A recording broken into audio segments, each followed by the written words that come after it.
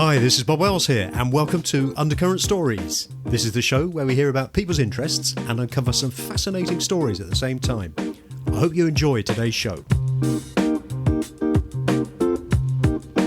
Hello and welcome to Undercurrent Stories. In today's show, I'm very pleased to be joined by Lisa Westcott Wilkins.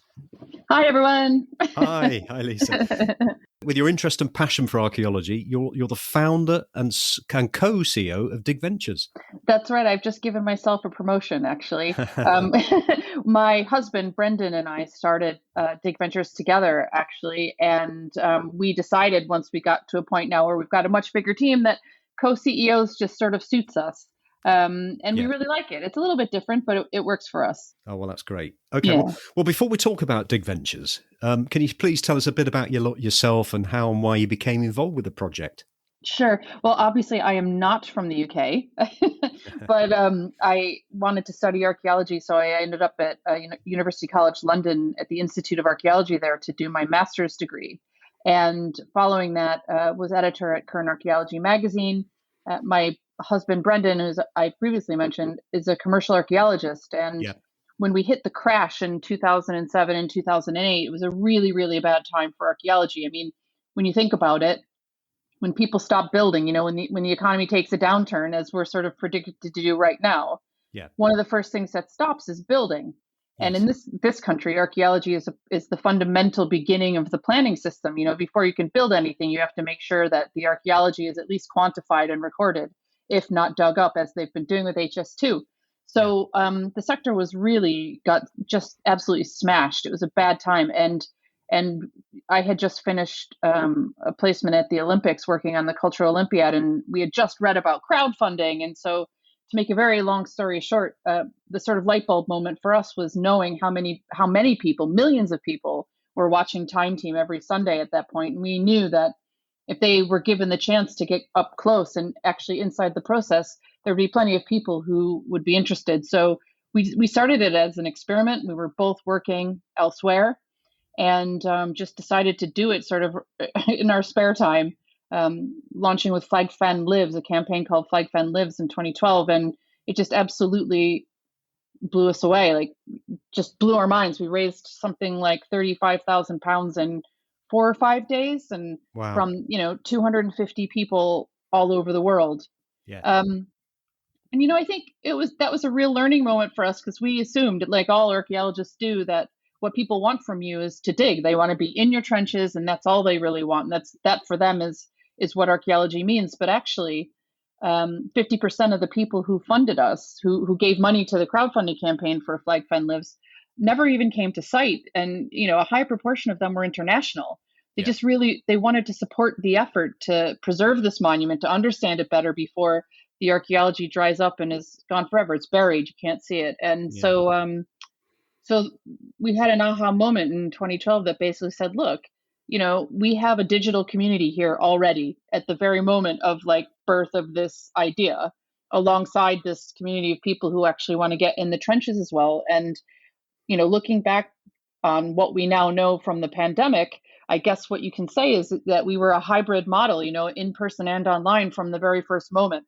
And now that the rest of the world is sort of also working in that way, it's just been really curious to reflect on that journey and say, well, that's kind of where we started, Yeah, that's an amazing story, particularly about the crowdfunding element of it. I must admit, you struck a chord when you were mentioning about the building. If there's no building, then there's no archaeology, or it's certainly limited. I mean, just down the road from me, we've got some new gravel pits going in. And I did notice a couple of months ago, some archaeologists there digging up the field and seeing what there was and all the rest of it. So it's amazing how much there is uncovered. Let me ask you something. So you live down the road from that site. There were archaeologists and they're digging things up. Did they tell the local community about it? Was there an opportunity for you to find out what was in there and what was discovered? No, I think the first thing that happened was we were made aware that there were going to be some gravel pits at some point in the future, and the next minute the archaeologists were there. I personally didn't see anything. Is that a common thing, do you think? Yeah, well, I'm just asking because this is one of the major points where archaeology in this country just really falls flat, and it's the same in the States. It's the same everywhere. Yeah. that people care what's going on in their local places, Yeah. really, really deeply. I live in County Durham in the north, and my neighbors are incredibly knowledgeable about what lies beneath our feet, let's say. And you cared enough to sort of peek your head over and to be talking to me about it now. So why is it that in addition to being part of the planning process, there isn't a requirement to at least tell the local community in the Yeah. local paper or whatever what was found there and why? Yeah. So I just wish, and we've always wished that, that was a much more robust part of the process. And part of DigVentures is about the immediacy of what we're discovering. There are sometimes security issues, and we're very cognizant that you have to be careful about what you release and when, if it's sensitive. But Yeah. by and large, the reason why we started with social media and being as loud as we are everywhere on every channel we can be on and participating in, television programs and stuff is that people just aren't getting the access to the information. Yeah. And that's frustrating for us. Yeah. Well, I'm sure you're making people aware. What is I mean, you've told us how DigVentures got going with the crowdfunding, etc. What is the main objective of DigVentures? Well, I think I kind of just touched on it there. It really is about breaking down barriers to participation. And, for us, participation is a spectrum in that it can start with a Facebook like and end up spending 3 weeks or whatever on site with us, or a day on site with us. Or we've now got a lad working for us who did his first dig when he was 17. And, Wow. it's breaking down the barriers that people experience when they want to either try archaeology or understand more about archaeology. So, you can either fund a campaign and come and see us on site. You can do one of our free online events.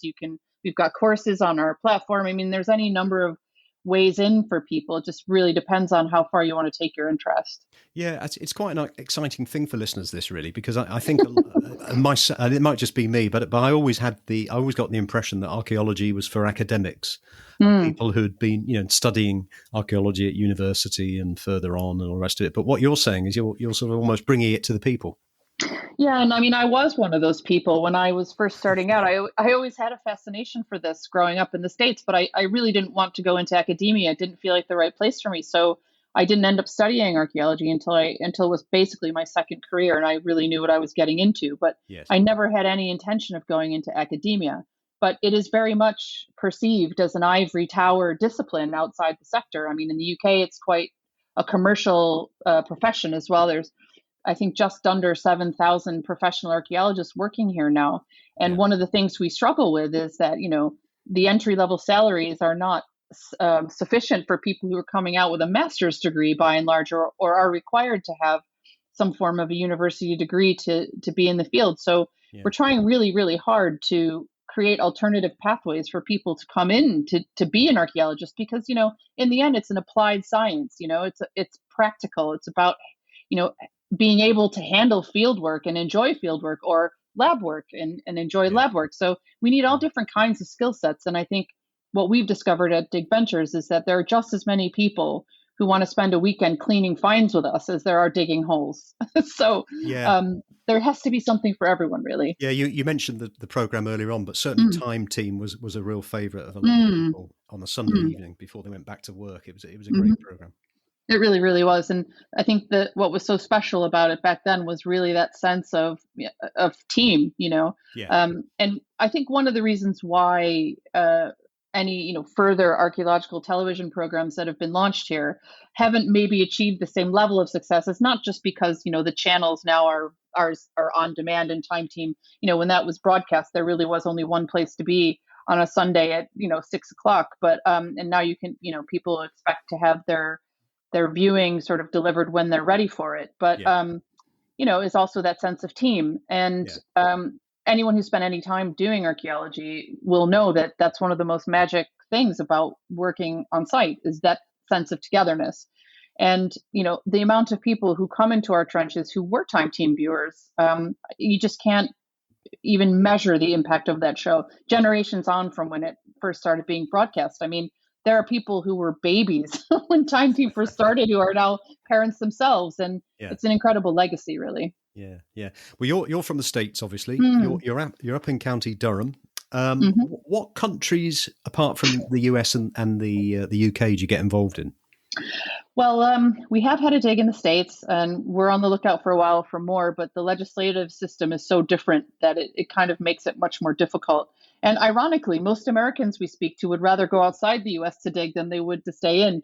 Um, so we've also dug in Spain, and we are in development on a couple of projects abroad. But like I said, the legislative um, sort of structures in most European countries are very restrictive, and they don't like quote unquote non-professionals Yeah, being a part of any fieldwork there. So unless you're a part of a university, and we that's not what our model does necessarily, and we believe that the quality of the archaeology isn't any different. And actually, in some cases, because the people who dig with us, who are our venturers, as we call them, our volunteers, most of them are professionals in other walks of life. They're yes, adults. They're yeah, not students out on a field school for a jolly, just wanting to get the day's work done so they can head out to the club or whatever. These are yeah, people who feel like it's a privilege to be in the trenches. So we're hopeful that at some point we'll find a place where they're more welcoming to that model.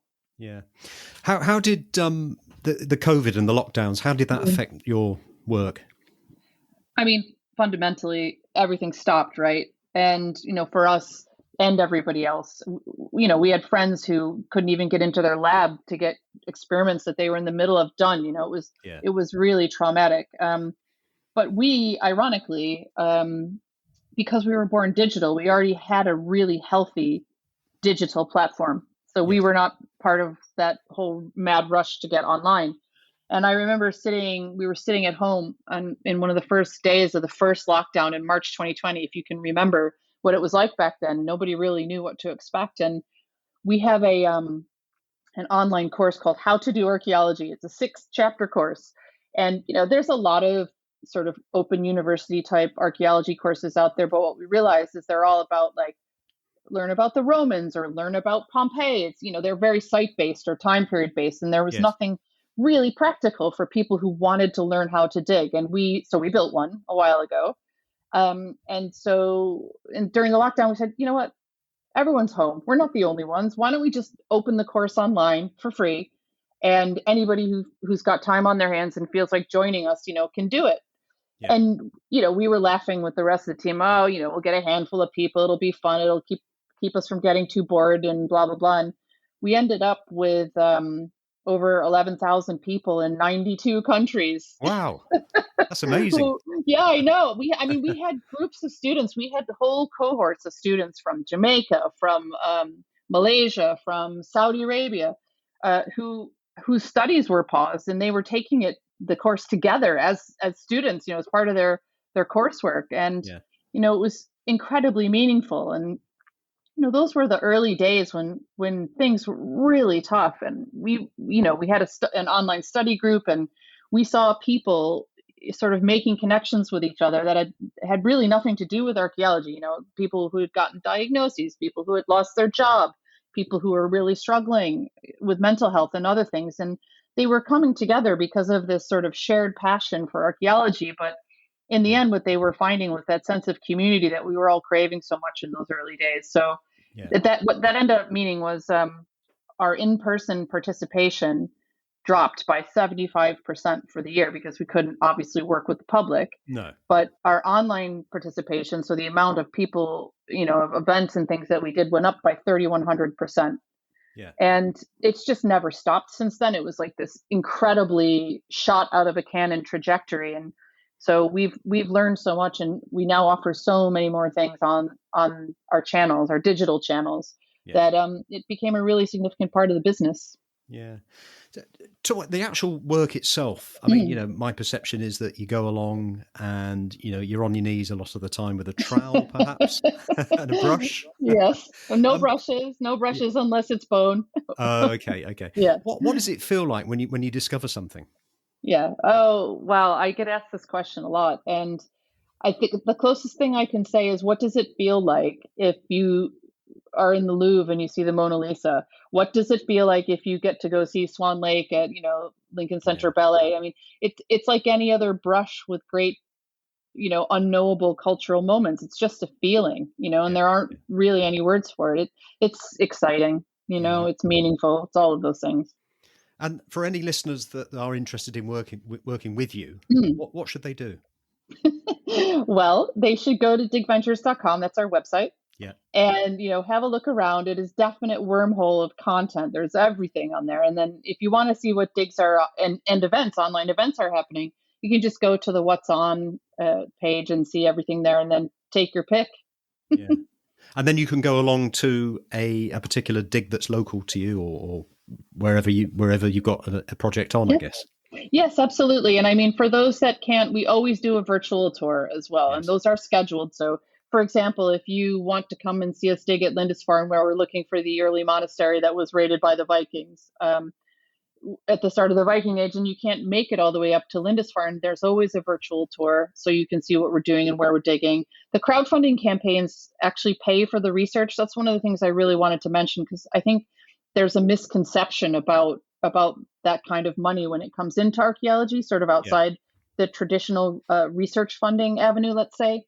But for a site like Lindisfarne, which absolutely iconic, right? The Viking raid on Lindisfarne, everyone everywhere knows about that. And there is no other funding for this dig. So we're going into our 7th season there, and all of the money that has been raised to actually do that research comes from the crowdfunding campaign.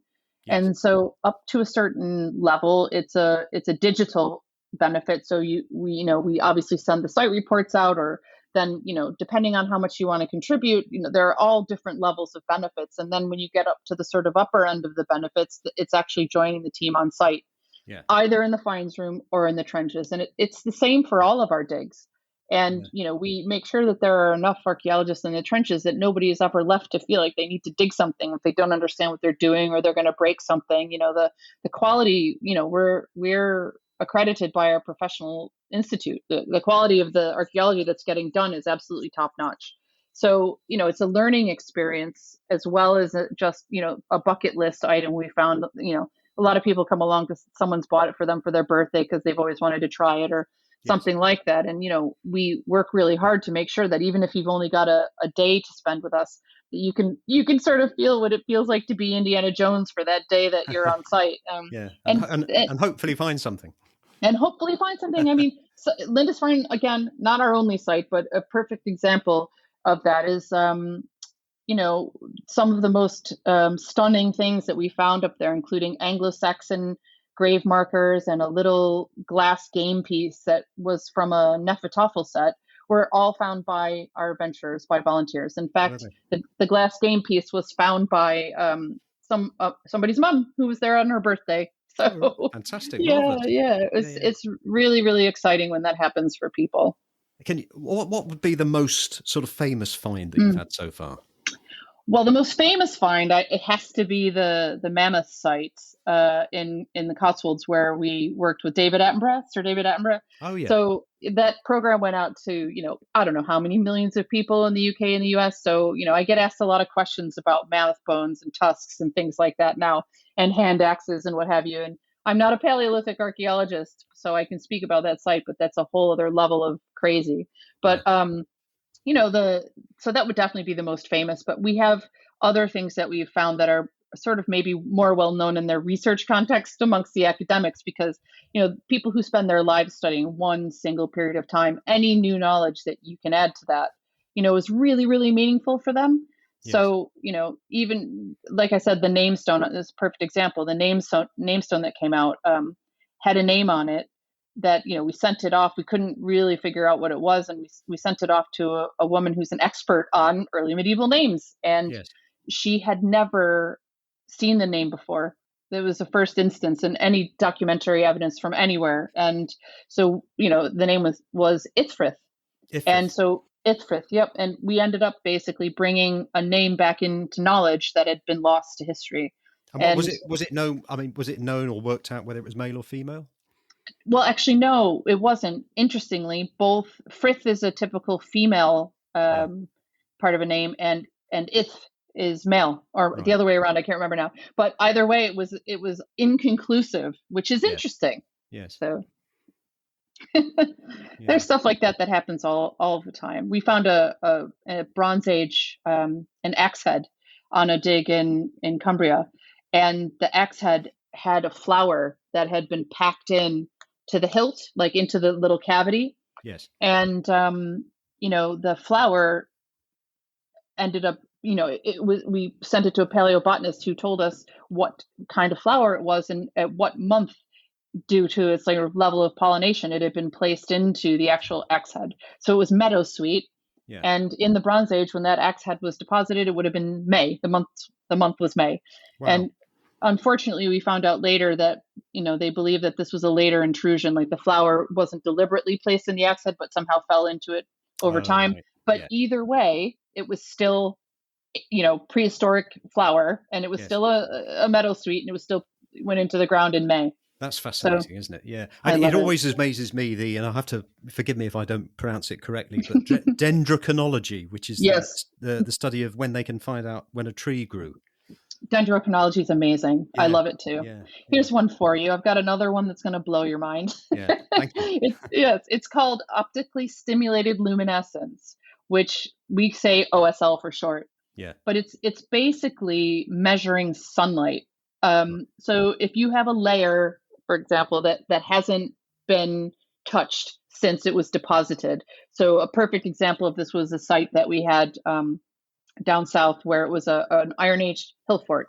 Yes. And the banks, we needed some sort of material to help us get a date on when the banks were constructed, but it was absolutely sterile. There were no finds, none of the usual pottery stuff that helps us do that. So if you get an expert in OSL to come down, they collect samples in complete darkness. So they have to cover themselves and make sure that whatever soil they take, they bang like a little box into the side of the section, to the side of the trench, and they take out this soil that hasn't actually been exposed to sunlight. And then they can measure the crystal grains in the soil. They can measure through a technical process the amount of sunlight that still remains in the crystals. This is a very simplified explanation, obviously. And from that, they can get a date on it. That's fascinating. We use OSL across many of our sites. In fact, we used it on the Mammoth site to try to get a more secure dating for the layers that we were digging in. Yeah. Yeah, that is absolutely fascinating. When you go back to sort of like Mammoth ages and stuff like that, how can you get things to the nearest century, or is it in the nearest 1,000 years? How close can you get to when you think when you think it was? Yeah, well, that varies, actually. I'm going to cop out on this one because it really depends on the site. It depends on what other scientific techniques are being used. There's ways of calibrating dates. So let's say you get a certain date from radiocarbon, but another date from the pottery, and a different date from the dendro, and a different date again from the OSL. So it just really depends on how much science you're actually throwing at it, but we can get pretty close. And I mean, in Paleolithic archaeology, if you get within a few thousand years, you're pretty happy. Yeah. Well, yeah, absolutely. Absolutely. Yeah. So what projects have you got on at the moment then, Lisa? Well, my team is in the field right now, the second in Wales and Pembrokeshire. And we're sort of moving into that period of the year, at least in the UK, where nobody really likes being outside much. No. So we'll down tools for the next few months, but then we'll start up again. We've got everything from prehistoric settlements in the North York Moors to a castle in Gloucestershire and Sudeley Castle again next year. We're on Lindisfarne again. We're in Yorkshire again on a Roman settlement. And the digs just keep coming as well. There's just this country is amazing for the sort of breadth of archaeology. We're starting up a new project with historic royal palaces that's going to be really interesting. All I can really say to anybody listening who loves this stuff or is just curious, is to subscribe to our newsletter, simply because we can hardly keep up with how much is going on ourselves, but everything we do gets into that newsletter. So you have the opportunity to see what's going on. Yeah. Well, Lisa, I'll put all that on the show notes so people can make contact with you. Super. We'd love it. Great. Yeah. Yeah. Are there any constraints in terms of people wanting to come and see you in terms of their age, disabilities, or anything like that? Or is it really open to most people? Yeah, it's open to everyone. I mean, if you're young, for example, we have age limits in the trenches. So we also run a dig camp for the really little ones and a dig club for your teenager types. Yeah. And then, it really is open to anyone. And we have worked with people with all different kinds of mobility differences, let's say, social differences. I think if you're concerned about whether or not you'll be able to undertake anything that we offer, the best thing to do is just reach out to the team and ask. Yeah. And, we make as many adjustments as we can to make sure that people can get into the trenches or the finds room if they would like to. Yeah, well, it all sounds very exciting. And one question Sure. I'd like to ask you, a little bit left field, but you'd be Mm-hmm. quite curious about this. Before you started this project, what is it you wish you had known before you started? Oh, that's a really good question. Well, I really wish that I had known how much resistance we would encounter from other other archaeologists, really, to trying new ways of doing things. Yeah. And perhaps it was a little naive. And the more that I speak to other innovators in other fields, it's kind of always the same. If you come in with a big new idea and a different way of doing things, people are afraid of change. And in a permissions-based system like archaeology, they're so sort of institutionalized to ask for permission or wait for this or wait for that, or just take what you're given. And we rolled up with a really radically different way of doing things, and it took a while for that to sort of be less scary for people. And I suppose I wish I would have known that. But I mean, it's normal, isn't it? And and part of me thinks that that's been the most exciting thing, is to be on this mission and to be on this journey and going, you should be asking for more from your archaeologists. You should be requiring this kind of access, because in the end, this is really for everybody. Yeah. So, yeah. Well, it's certainly gained a lot of momentum, and it's been fantastic talking to you, Lisa. I'll put all the stuff Thanks. on the show notes. And, good. As I say, if there's any listeners out there who are interested, they can have a look at the site and join your mailing lists. Absolutely. And special treat, we're just about to release our second season of a little streaming series that we've made called Why We Dig. Oh, wow. So anybody who's looking for something to watch, the first season of Why We Dig is up on the website on our watch pages, which you'll find the link on the top menu bar. And it's just a little something that we made actually over the first lockdown for people who couldn't join us on site, and it got really, really good reception. So we filmed another season, and that's about to go up on there as well. So our own little version of Time Team. Brilliant. Oh, great talking to you, Lisa. Thank you ever so much. Thank you. You too. Bye-bye. Thank you. Bye-bye.